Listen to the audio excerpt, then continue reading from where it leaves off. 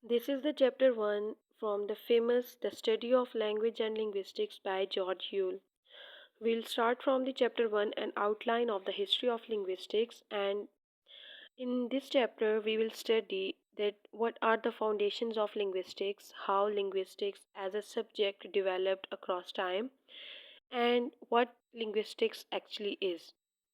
So in introduction, there are two to three main points. The first one is that people have known about language from the earlier times. Like people spoke language and they understood each other's perspective through language. But how language originates? So there are different stories, different mythological stories about the development of language, and one of them is the Tower of Babel story. Tower of Babel story is the biblical story which says that after the prophet Noah's uh, after prophet Noah's Allah, yeah, God commanded people to spread into the world and start a completely new and different life. But people at that time were so pride and so arrogant that they didn't follow God's command, and they decided to build a tower to reach the heaven or to reach God's place. So God found this arrogance, and he decided to punish those people. So what God did, he made people speak different languages. Uh, it means that people at that time were unable to understand each other. They couldn't understand each other's language, and therefore the mission of their the mission of their building a tower, which was known as Tower of Babel. So they quitted it because there was no coordination, as they couldn't understand each other's perspective and each other's language. So it says this story says that from that time different languages emerge. Uh, as today we have known multiple and hundred and thousands of language. So this was the base of that. We can say that that variety of languages.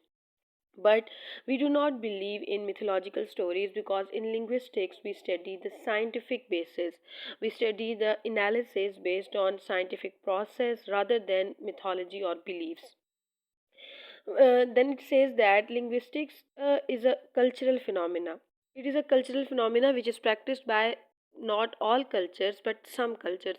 It means that every human society uses language. Every culture uses language to communicate with each other. So, but not every culture studies language scientifically.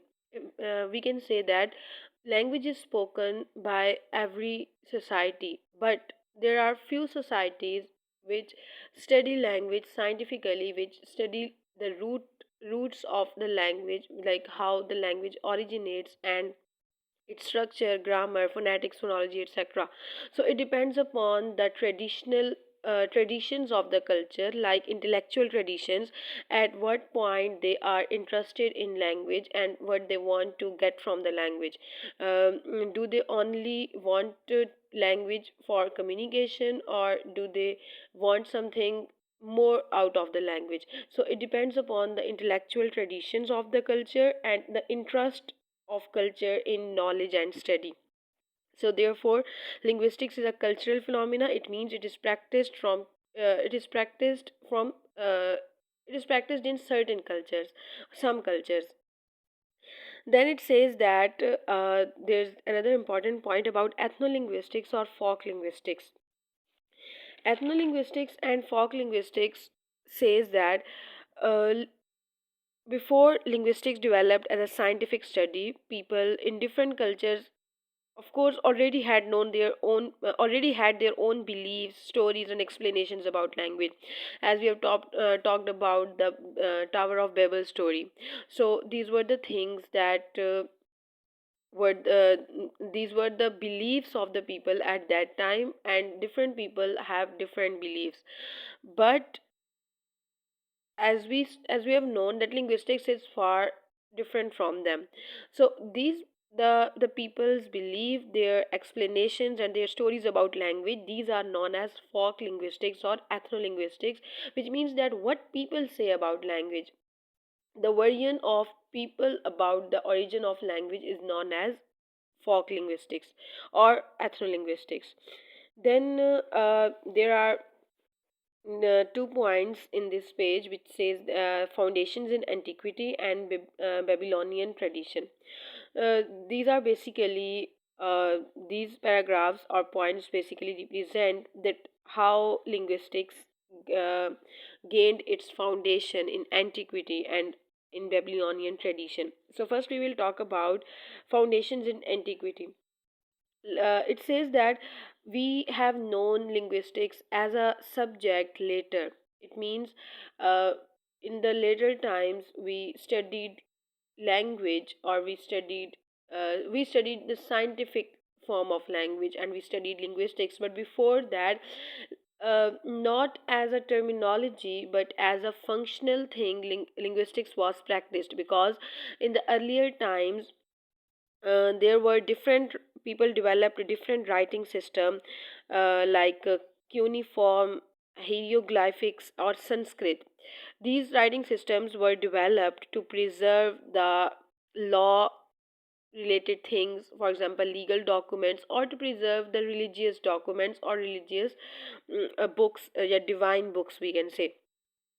So the because like Vedas in India, Bible in Hebrew, and Quran in Arabic were considered divine, so therefore they had to be preserved accurately. Similarly, because societies were growing and a proper law system has to be developed, so they needed laws and contracts written clearly to avoid disputes. So, therefore, at that time in the antiquity or in ancient times, careful attention was given to grammar, pronunciation, and writing of language.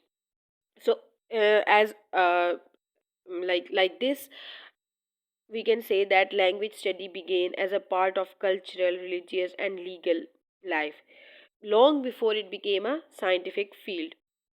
The next is Babylonian traditions. In Babylonian traditions, it says that like Babylonian tradition refers to one of the world's earliest example of linguistic study.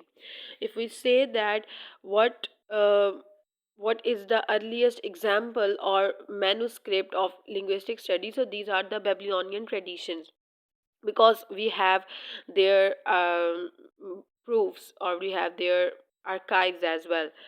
So this tradition started in southern Mesopotamia nearly 4,000 years ago, where today modern Iraq is present, or modern Iraq is located. So, in Babylonian tradition, what happened that the text of that time was written in a language Sumerian. Sumerian is a totally isolated language. It means that it does not have its related families, or not connected to any other language family, or it does not have its relatives. So Sumerian was a language of religion and law at that time, like in southern Mesopotamia nearly 4,000 years ago. So it was the language, and it we can say it was the language of law and religion. So of course it was a tough language to understand. But what happened at that time, that in everyday life people left Sumerian, and people started speaking another language that was completely different from Sumerian, and that was Akkadian. So because Sumerian was now no longer spoken by everyone, and it was the language of religion and law, so it had to be studied as a foreign language. So therefore, different synonyms and antonyms and different structures of Sumerian language was represented in Akkadian language in order to make people understand. We can take this example in as of now, that for example, as we are in Pakistan, so we have to study the our religious language is Arabic. So we have to understand the Quranic language, the Arabic language, therefore, but we cannot speak it. So therefore we need to study Arabic as a foreign language. We need to study the roots, grassroots of Arabic language, like the origination of the single, even a single word. What are its different paradigms? What would be its different forms? So same is the case was with Sumerian and Akkadian. So that was all about today.